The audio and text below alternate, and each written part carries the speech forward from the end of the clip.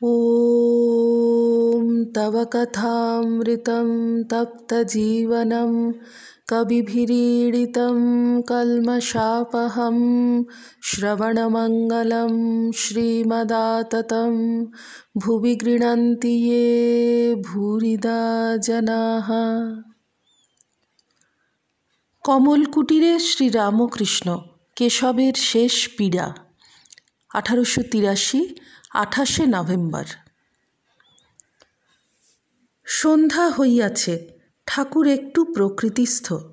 পার্শ্বের বৈঠকখানায় আলো জ্বালা হইয়াছে, ঠাকুরকে সেই ঘরে বসাইবার চেষ্টা হইতেছে। অনেক কষ্টে তাহাকে বৈঠকখানার ঘরে লইয়া যাওয়া হইল। ঘরে অনেকগুলি আসবাব, কৌচ, কেদারা, আলনা, গ্যাসের আলো। ঠাকুরকে একখানা কৌচের উপর বসানো হইল। কৌচের উপর বসিয়াই আবার বাহ্যশূন্য, ভাবাবিষ্ট। কৌচের উপর দৃষ্টিপাত করিয়া যেন নেশার ঘোরে কি বলিতেছেন। আগে এসব দরকার ছিল, এখন আর কি দরকার? রাখাল দৃষ্টে, রাখাল তুই এসেছিস? বলিতে বলিতে ঠাকুর আবার কি দেখিতেছেন। বলছেন, এই যে মা এসেছ, আবার বারাণসী কাপড় পরে কি দেখাও। মা, হ্যাঙ্গাম করো না, বসো গো বসো। ঠাকুরের মহাভাবের নেশা চলিতেছে।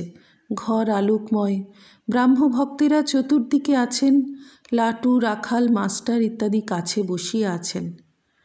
ঠাকুর ভাবাবস্থায় আপনা আপনি বলিতেছেন, দেহ আর আত্মা, দেহ হয়েছে আবার যাবে, আত্মার মৃত্যু নাই। যেমন সুপারি, পাকা সুপারি ছাল থেকে আলাদা হয়ে থাকে, কাঁচা বেলায় ফল আলাদা আর ছাল আলাদা করা বড় শক্ত। তাকে দর্শন করলে, তাকে লাভ করলে দেহবুদ্ধি যায়, তখন দেহ আলাদা আত্মা আলাদা বোধ হয়। কেশবের প্রবেশ। কেশব ঘরে প্রবেশ করিতেছেন, পূর্ব দিকের দ্বার দিয়া আসিতেছেন। যাহারা তাহাকে ব্রাহ্মসমাজ মন্দিরে বা টাউন হলে দেখিয়াছিলেন, তাহারা তাহার অস্থি চর্মসার মূর্তি দেখিয়া অবাক হইয়া রহিলেন। কেশব দাঁড়াইতে পারিতেছেন না, দেয়াল ধরিয়া ধরিয়া অগ্রসর হইতেছেন। অনেক কষ্টের পর কৌচের সম্মুখে আসিয়া বসিলেন। ঠাকুর ইতিমধ্যে কৌচ হইতে নামিয়া নিচে বসিয়াছেন। কেশব ঠাকুরের দর্শন লাভ করিয়া ভূমিষ্ঠ হইয়া অনেকক্ষণ ধরিয়া প্রণাম করিতেছেন। প্রণামান্তর উঠিয়া বসিলেন। ঠাকুর এখনও ভাবাবস্থায়, আপনা আপনি কি বলিতেছেন। ঠাকুর মার সঙ্গে কথা কহিতেছেন। সপ্তম পরিচ্ছেদ। এইবার কেশব উচ্চৈঃস্বরে বলছেন, আমি এসেছি, আমি এসেছি। এই বলিয়া ঠাকুর শ্রীরামকৃষ্ণের বাম হাত ধারণ করিলেন ও সেই হাতে হাত বুলাইতে লাগিলেন। ঠাকুর ভাবে গড় মাতোয়ারা, আপনা আপনি কত কথা বলিতেছেন, ভক্তেরা সকলে হাঁ করিয়া শুনিতেছেন। শ্রীরামকৃষ্ণ, যতক্ষণ উপাধি ততক্ষণ নানা বোধ। যেমন কেশব, প্রসন্ন, অমৃত, এইসব। পূর্ণজ্ঞান হলে এক চৈতন্য বোধ হয়। আবার পূর্ণজ্ঞানে দেখে যে সেই এক চৈতন্য এই জীব জগৎ, এই চতুর্বিংশতি তত্ত্ব হয়েছেন। তবে শক্তি বিশেষ, তিনিই সব হয়েছেন বটে, কিন্তু কোনোখানে বেশি শক্তির প্রকাশ, কোনোখানে কম শক্তির প্রকাশ। বিদ্যাসাগর বলেছিল, তা ঈশ্বর কি কারুকে বেশি শক্তি, কারুকে কম শক্তি দিয়েছেন? আমি বললুম, তা যদি না হতো তাহলে একজন লোক 50 জন লোককে হারিয়ে দেয় কেমন করে? আর তোমাকেই বা আমরা দেখতে এসেছি কেন? তাঁর লীলা যে আধারে প্রকাশ করেন সেখানে বিশেষ শক্তি। জমিদার সব জায়গায় থাকেন, কিন্তু অমুক বৈঠকখানায় তিনি প্রায় বসেন। ভক্ত তাঁর বৈঠকখানা।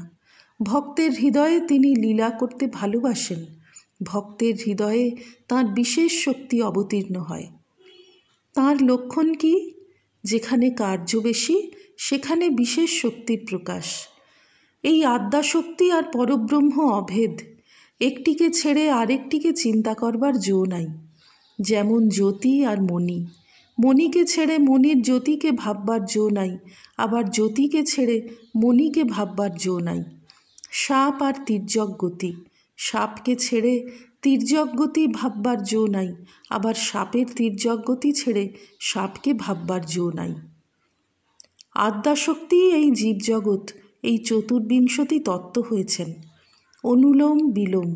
রাখাল নরেন্দ্র আর ছোকরাদের জন্য ব্যস্ত হই কেন? হাজরা বললে, তুমি ওদের জন্য ব্যস্ত হয়ে বেড়াচ্ছ, তা ঈশ্বরকে ভাববে কখন?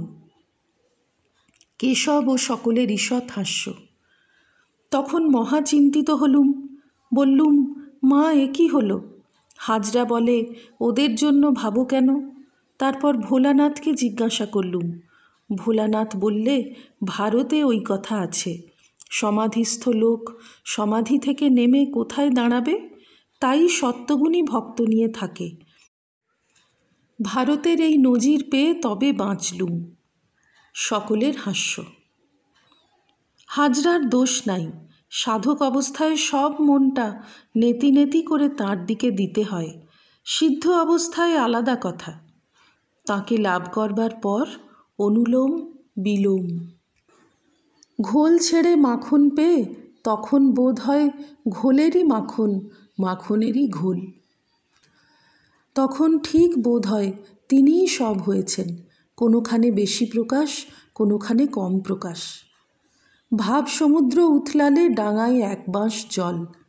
আগে নদী দিয়ে সমুদ্রে আসতে হলে এঁকে বেঁকে ঘুরে আসতে হতো, বন্যে এলে ডাঙায় এক বাঁশ জল, তখন সোজা নৌকা চালিয়ে দিলেই হলো, আর ঘুরে যেতে হয় না। ধান কাটা হলে আর আলের উপর দিয়ে ঘুরে ঘুরে আসতে হয় না, সোজা একদিক দিয়ে গেলেই হয়। লাভের পর তাকে সবটাতেই দেখা যায়, মানুষে তার বেশি প্রকাশ, মানুষের মধ্যে সত্যগুণী ভক্তের ভিতর আরও বেশি প্রকাশ, যাদের কামিনী কাঞ্চন ভোগ করবার একেবারে ইচ্ছা নাই। সকলে নিস্তব্ধ। সমাধিস্থ ব্যক্তি যদি নেমে আসে, তাহলে সে কিসে মন দাঁড় করাবে? তাই কামিনী কাঞ্চন ত্যাগী সত্যগুণী শুদ্ধ ভক্তের সঙ্গ দরকার হয়, না হলে সমাধিস্থ লোক কী নিয়ে থাকে? যিনি ব্রহ্ম তিনিই আদ্যাশক্তি। যখন নিষ্ক্রিয় তখন তাকে ব্রহ্ম বলি, পুরুষ বলি। যখন সৃষ্টি স্থিতি প্রলয় এইসব করেন তাকে শক্তি বলি, প্রকৃতি বলি। পুরুষ আর প্রকৃতি, যিনিই পুরুষ তিনিই প্রকৃতি, আনন্দময় আর আনন্দময়ী। যার পুরুষ জ্ঞান আছে তার মেয়ে জ্ঞানও আছে, যার বাপ জ্ঞান আছে তার মা জ্ঞানও আছে। কেশবের হাস্য। যার অন্ধকার জ্ঞান আছে তার আলো জ্ঞানও আছে, যার রাত জ্ঞান আছে তার দিন জ্ঞানও আছে, যার সুখ জ্ঞান আছে তার দুঃখ জ্ঞানও আছে। তুমি ওটা বুঝেছ? কেশব সহাস্যে, হাঁ বুঝেছি।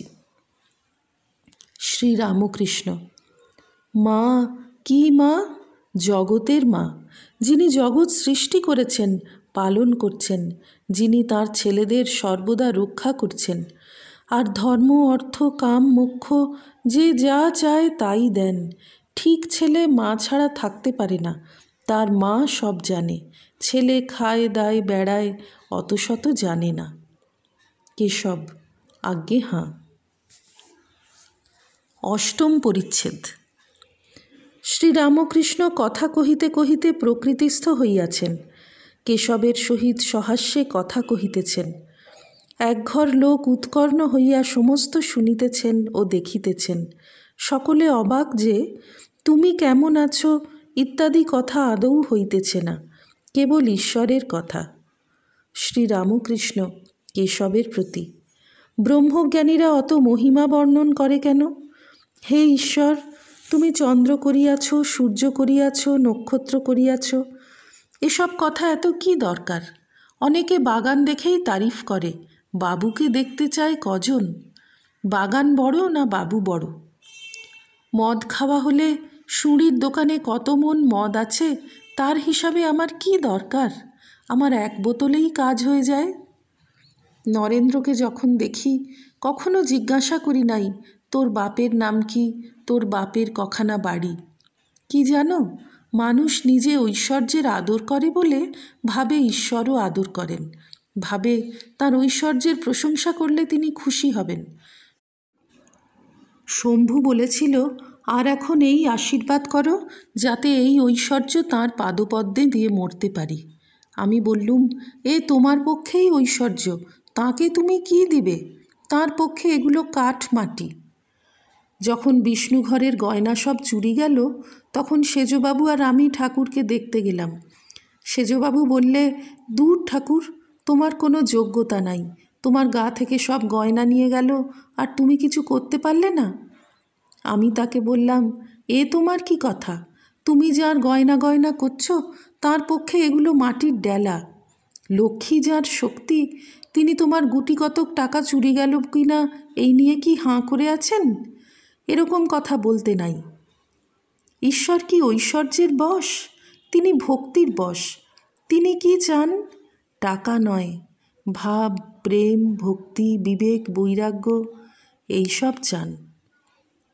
যার যেমন ভাব, ঈশ্বরকে সে তেমনই দেখে।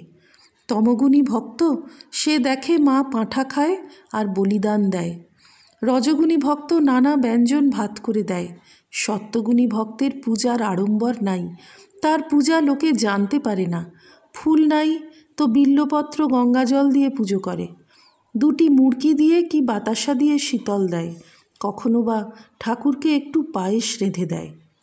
আর আছে ত্রিগুণাতীত ভক্ত, তাঁর বালকের স্বভাব, ঈশ্বরের নাম করাই তাঁর পূজা, শুদ্ধ তার নাম।